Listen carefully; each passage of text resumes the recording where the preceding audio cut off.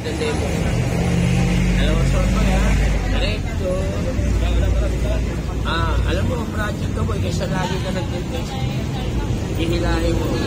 Magtira ka ng board, ayun, wala nang buhon. Ano ba, tira mo? Guys, andito ako sa kay Kuya, sa palengke, nagko-cross stitch siya. Alam mo to, elementary high school art ito, boy, kasi mahal lang kung makina dito. Ginawa mo, sumasailan tayo sa ibabaw ng tela. Itusok mo na. Kahit bikinin ka, ibagala mo, walang magaling. Kahit sino kaya gumawa. Mayroon pa yung crosses ito, di bilang ka pa eh. Dito, mano-mano. Ayaw ba? Sa laro-laro, kaysa lagi ka nag-Facebook na ko. Ayun sa jacket maong yan, nag-iwan.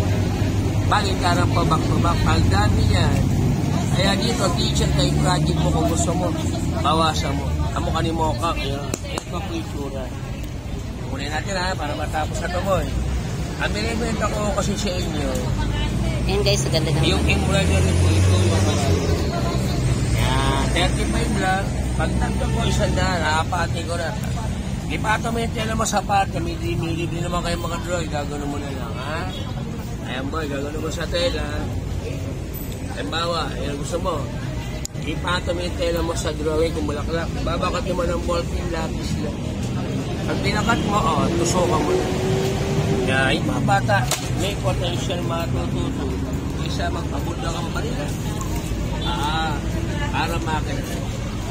Basta nga ko yan. Isa sa kapakipakanaba yung mga Sabado Linggo.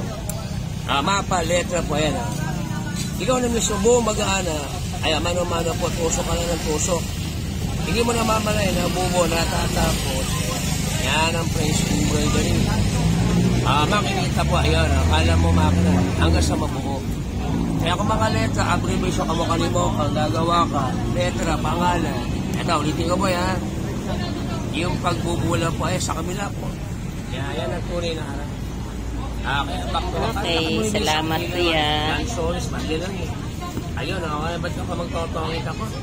Pick up mo anak na turuan mo na. Viva nga. Talent.